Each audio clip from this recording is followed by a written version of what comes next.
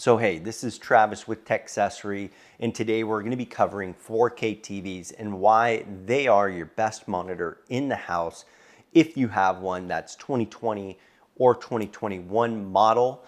And I'm excited to get into it. But before we do, definitely hit that like, subscribe button, and notification bell. There's 99% of you guys watching these videos are not subscribed. I see it in the analytics. So I would greatly appreciate if you guys went ahead and just hit that subscribe button. It's gonna help us grow and offer more content into the future and better content.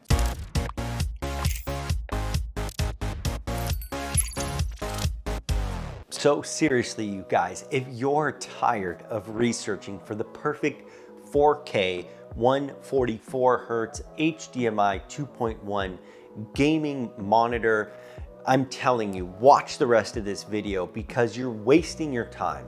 There's nothing good that's going to be coming out of HDMI 2.1 monitors for the next 6 months to a year. That being said, you might very well already have a better display in your house that you have to pay no extra money for and will perform just as good, if not better, than what you'll be able to buy today or anytime in 2021 for that matter.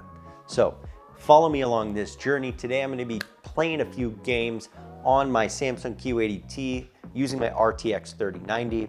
I do have to say that this performance will require HDMI 2.1 on your TV, 120 Hertz minimum, an HDR panel.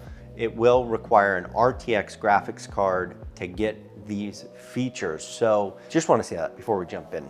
I actually got to plug the controller in and turn it on. My God. Oh, RTX is off. Oh my God. I'm gonna pop that on. Yeah, let's do balance. VRS, variable rate sync. Hairworks. Ray tracing's on high. HDR we want on, dude, for sure. Tessellation off. Reflections ray trace.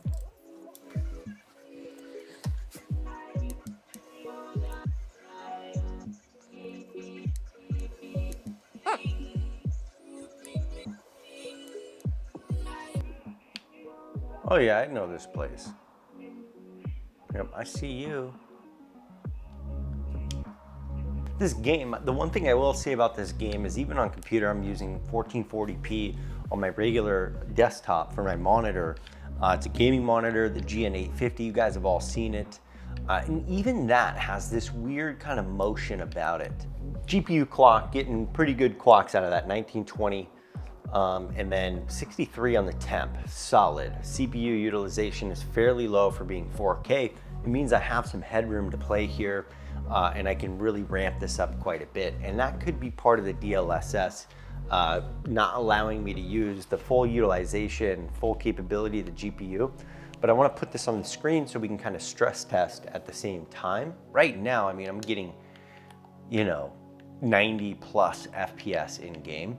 And this 4K resolution is no worse. Ooh, a little bit of pixelation there. No worse than my actual monitor.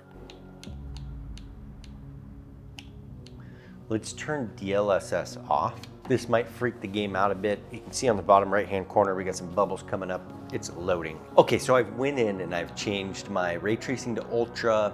DLSS is off. I might actually go in here and turn tessellation on. Oh, it might just boot me. Oh, we can see. Oh, you see that flicker? It is really struggling. So I don't have variable sync on, but you guys see that, like that motion left to right. It's a little fuzzy. It's better when I'm zoomed in because it's not as much map. It's actually really good right there. Let's turn VSync on. This looks a little worse with DLSS off and VSync on. Wow, look how bad that is. So here are a couple tips I have for you if you're gonna 4K game using a TV. First and foremost is go through your settings on your actual TV and make sure you're running gaming mode. Boom, VRR and HDR are capable when you're in gaming mode. If you're not in gaming mode, it's gonna give you some issues. Do yourself a favor and calibrate as much as you can so you're getting a good picture. you may be used to a gaming monitor that maybe isn't quite as high resolution and maybe is much smaller. So you're gonna pick out finer details on a larger TV at a higher resolution. The last thing to do here is go into your actual settings, display settings, and make sure your resolution is good to go. Make sure your scaling is set up properly so you can navigate the menus really well. If it's a smaller display, maybe you do want to keep it on 100%. I'm at 200% here, it's good.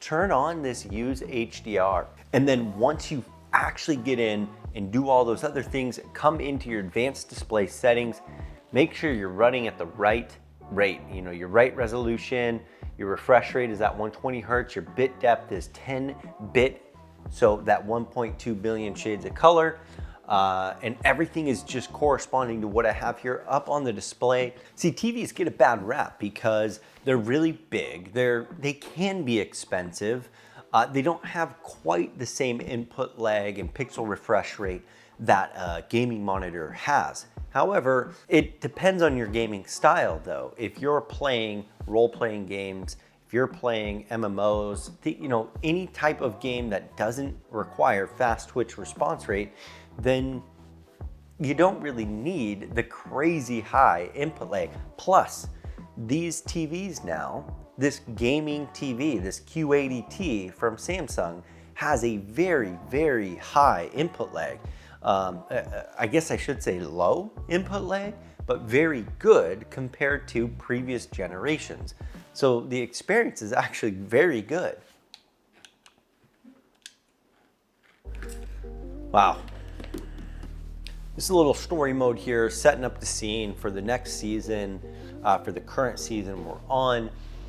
And I mean, the fidelity is just off the charts. I mean, way off the charts. This is like watching a movie. That's how good it is. And it's got crystal clear definition. I mean, crystal clear. Look at his face. You can't get that on a gaming monitor. Just the texture you get out of it.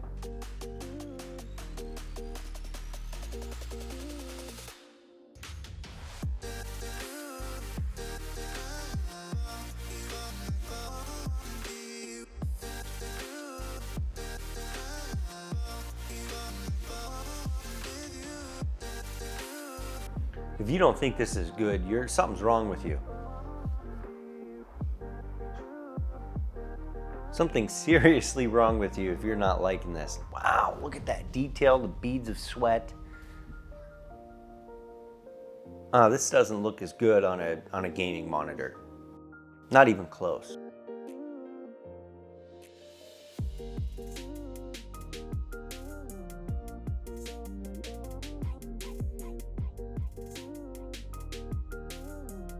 Oh, wow, you guys. This isn't even close. Wow, you gotta be freaking kidding me. This is phenomenal. Input lag, phenomenal. Motion, phenomenal.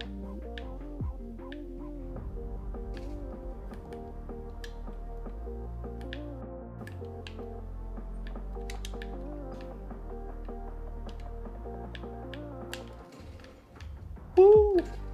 Woo! Buddy. I'm playing off to the side here and my vision is still phenomenal on this. This is 65-inch, killing it. Dude, I mean, look at this, dude. Look at those, look at that. Oh my God. That is so legit. Look down here at this reflection, right here. Oh my God. So much detail in that. So in the next couple of weeks, LG is going to be releasing, or they're supposed to be releasing their GP950, and that's their 4K HDMI 2.1 gaming monitor. Obviously, it's going to follow the Ultra Gear lineup. Now, one of the biggest drawbacks of going with a monitor is the fact that you're getting HDR like 600, maybe HDR 800, and if you're paying a premium, you're getting HDR 1000. What are the differences between those options? Well, Really, it comes to brightness and how high the contrast ratio is. For all of you guys that have commented on the channel and may be wondering, the reason the HDR performance on these monitors isn't that great is because they don't get bright enough. They don't offer the full color range that you need in order to get low enough black levels and bright enough color to pick up a whole range of colors that HDR is calibrated to. So when these games are made, they're made for 1 billion plus shades of color. This TV is capable of 1.2. It's probably catered more towards like an HDR 1000 panel. And the peak nit brightness on a TV like this is a couple thousand, 2000 plus, sometimes even 3000 peak nits of brightness on some of the brightest QLED TVs. OLEDs, it's about 1000 peak nit brightness. So, and to put that into comparison, an HDR 400 monitor is like 300 to 400 peak nits of brightness, which is why calibration is limited in these gaming monitors. And one of the big reasons that I mentioned, TVs are probably your best way to go because your HDR performance is going to dominate, just destroy any gaming monitor that you can find on the market, whether it's $1,000, $500, heck, even $1,500. The new ROG Swift monitor, that guy I think was HDR 1000, and it's a 43-inch display for $1,700. I mean, come on. Yeah, I would prefer a 43-inch for PC gaming, but for that price, I'd rather go 48-inch and get LG's either their C1 or CX. I'm more impressed with the Black Ops Cold War than I am with Metro Exodus. It still looked extremely well on this, but I will say the graphics there are geared towards gaming monitors, in my opinion, whereas Call of Duty does have a lot of console players, so they know they can gear this more towards a TV as well.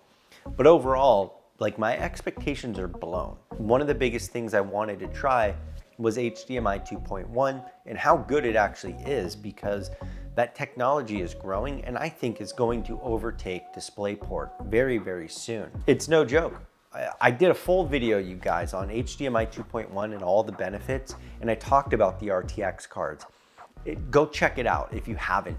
There are so many benefits in this new format of HDMI exclusively for RTX.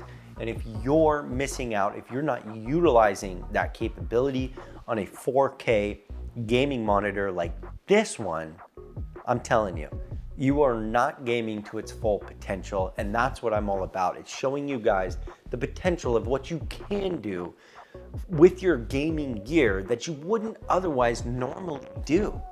Well, it's about that time. We're gonna wrap up the video, but if you have any questions about using an RTX card, using an HDMI 2.1 TV, a 30 series card, just a general PC question, anything in general related to gaming in this video, please put it in the comments below. Like the video, subscribe to the channel. We do have a Facebook group called Only Nerds by Techccessory. If you want to come join the conversation and be a part of a group that's growing rapidly and actually get real-time answers to your questions and just see some fun memes, come join the channel, the group on Facebook.